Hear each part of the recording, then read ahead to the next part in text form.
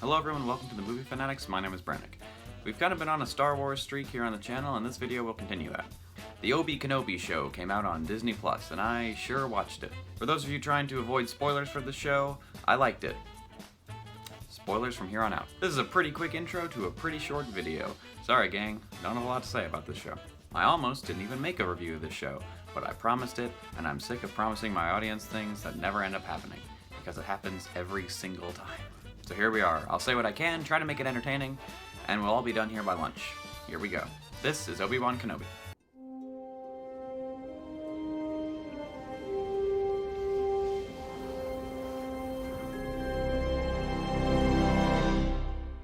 Let's start with the main plot of this show, or what should have been the main plot. Obi-Wan and his relationship with Vader. I say should have been because it isn't really the focus. Vader isn't even the main antagonist, it's the third sister for some reason. I wish it was the main plot, because this show really is about Obi-Wan trying to get little Leia home while running away from the third sister and sometimes Vader. And I don't hate this, but the most interesting part of the show is the Obi-Wan and Vader stuff. I really do like their relationship here. It's not at all surprising and it's pretty predictable, but I did still enjoy it. I think they portrayed Vader pretty well. I really like the scenes where the show shows the audience that Vader is a complete monster. He was pretty mean in the OT, but in this show he straight up breaks a kid's neck just to lure out Obi-Wan. This stuff is great, and the cherry on top is that James Earl Jones voices him, and they did some sort of voice de-aging so he sounds like he did in the OT, which I thought was a nice touch. I also really like his delivery on this line in particular. I will tolerate your weakness no longer. That line is just so Vader, and I can't really explain it. I like that the show puts a lot of emphasis on Obi-Wan's guilt about what happened to his student. He's kind of traumatized in the show. He gets this PTSD vision of Anakin in the distance, and when he first learns that Anakin is alive, you can really see how the new knowledge affects him. This relationship between former master and apprentice is pretty engaging, and it really drives the show. The best scene is the final dialogue between Obi-Wan and Vader. It's well written and it's well acted. Yes, Ewan McGregor and Hayden Christensen carry this show. Ewan is fantastic and so is Hayden, which is great, because he wasn't always. Don't make me kill you. However, I think Hayden was kind of underutilized. Aside from the flashbacks in episode 5 and the dialogue at the end of the duel in episode 6, he's not really in the show too much. And yeah, he's in the suit, but that could have been anybody. I actually wanted more Hayden in the show. I think that could have been done by just making Vader the main villain, but he isn't. I really don't like the third sister or any of the Inquisitors, which sucks, because they're around for the whole show. The Grand Inquisitor was a cool villain in Rebels, I liked him quite a bit, but in this show he feels like a different character. Maybe it's just the performance, but he's just a joke in this series. He's a cartoonish, mustache-twirling, evil weirdo, and he looks so bad. I don't understand how Disney translates animation into live action so poorly.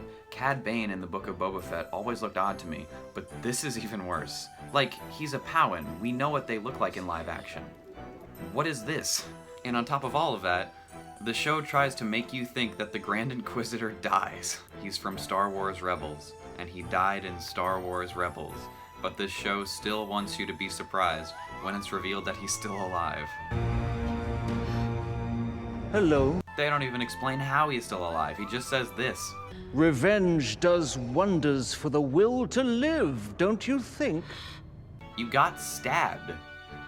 Guess he wanted revenge real bad. Kinda would have come in handy here, don't you think? I guess he didn't want revenge enough.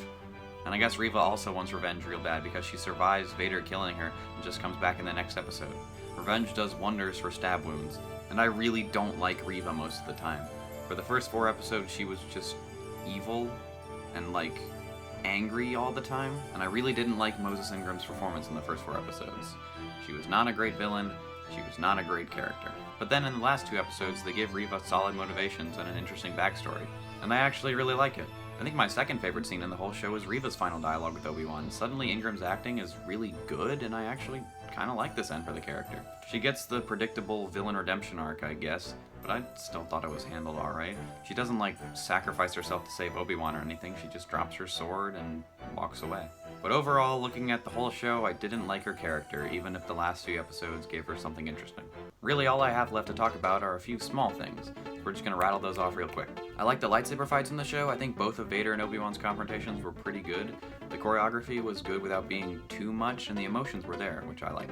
However, their final fight has the worst line in the whole show. And that is why you will always lose. Maybe it was just because it was like 4 a.m., but I thought that was like the funniest thing ever at the time. I had to pause the episode because I was laughing so hard. That just kind of shows that the dialogue is a mixed bag. Some of it is really good. What have you become? I am what you made me. And some of it isn't, which is weird. I like the Anakin flashbacks in episode 5 because it shows that Vader still has the impatience and overconfidence that he had when he was younger. I don't like how Vader keeps letting Obi-Wan get away.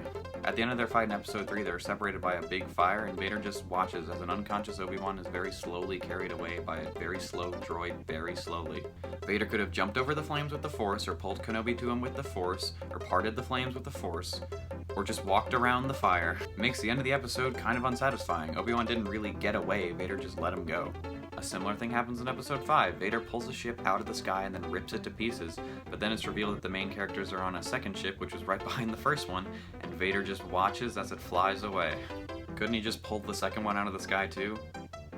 I guess he was tired. That might sound like a nitpick, but it's not, because it makes Vader feel inconsistent. Sometimes he's an ultra-powerful monster, sometimes he's just not for some reason. I like the stuff with little Leia. The chase scene in episode 1 with her was very bad. But I liked Blair's performance, and I like that she feels like her older self. She feels like Leia. Her dialogue sounds like Leia. I like it.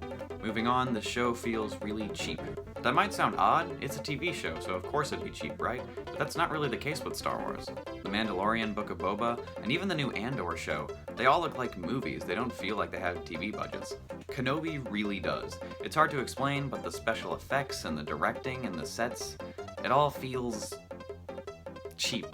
And Qui-Gon was such a weird plot point. It feels like they forgot to add resolution to the whole thing where Obi-Wan was trying to talk to him. So he just shows up in the very last scene to say, "Hey, what's up?" And that's all. And the reason he didn't answer Obi-Wan earlier was because Obi-Wan wasn't ready? Sure. I like that the show knocks Obi-Wan down a peg. You can tell that he's rusty and he eventually gets his mojo back. Alright, that's enough of that. Really, my biggest complaint with the show is that it's not very interesting. It's good. I liked it. Wasn't very invested in it though. Which sucks, because even the stuff I've praised, while it's good, it's just not very exciting or interesting. The show is very predictable. Everyone knew Reva would get a redemption arc, everyone knew the Grand Inquisitor wasn't dead, everyone knew that neither Vader nor Obi-Wan could die, and everyone knew how the show would end. This show has a serious case of the Revenge of the Sith, because it rushes to put everything in place for the next movie. Leia goes back to Alderaan to grow up, Obi-Wan goes back to Tatooine to sit around until the plot needs him again. And the worst example is with Vader. Vader FaceTimes Palpatine at the end of the show, and he basically says that he will literally murder every single person in the galaxy if it means he can kill Obi-Wan. But then Palpatine goes, "Are you sure?"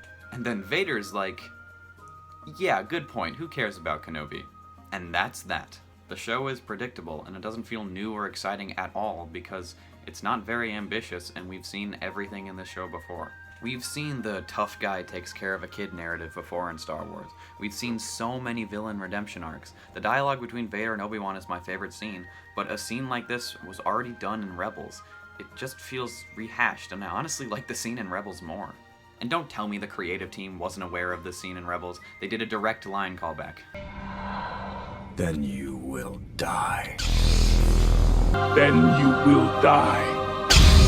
While I would say that Kenobi is a better show than Book of Boba, I was definitely more invested in Book of Boba, whether I was loving it or hating it. I planned on doing an in-depth episode-by-episode review for Kenobi, like I did for Book of Boba, but after watching the show, I realized that I couldn't. There wasn't enough to talk about.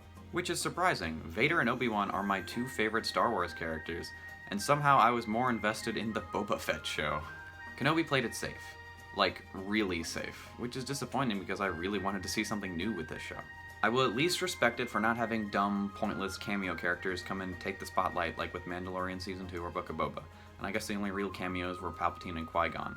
Which was good. I was worried that Darth Maul would show up or something. But this is still a fan service show, down to the core. The fact that it even exists is fan service. Because this is not a story that needed to be told. And at no point does the show make you feel like it is a story that does deserve to be told. It all feels like a video game side mission. And it just really doesn't need to exist. And it doesn't really affect the story at large too much. I just really want to see something new from this franchise because Star Wars is really stuck in the past. And I wish Kenobi gave me something new, but it didn't. It's a good show. A lot of people are saying that it sucks, and it doesn't. But it's still a mid-tier Star Wars show. And I really, really wish this show was something fantastic. I really wish of all the shows, the one about my two favorite characters was something special. Oh well. The only analogy I could come up with is this. Obi-Wan Kenobi is like toast. You eat toast, and it tastes good. You enjoy it for what it is, but you don't go about your day thinking, man, I really love that toast. Sure, it wasn't bad, you could even say it was good, but it doesn't leave you with much after you eat it, and it wasn't exciting or interesting at all. It's just toast. 6 out of 10. Hello there. Thank you all for watching. Soon I'll try to have the last video that we did, me, Braden, and Adam, about the Star Wars sequels. It's gonna be great. I'll try to have that out soon, and then I'll start my trilogy reviews about the Star Wars trilogies because I don't know what else to do. The prequel script is done, but while I was writing it, this show ended, so I wanted to get my review up real quick before I delve into all that. And after I'm done with all that, I'll do the Spider-Man rankings, so prepare yourselves. And I'm sure we'll get out of the Star Wars phase at some point. Thank you all so much for watching. This is Brannick from the Movie Fanatics, signing off.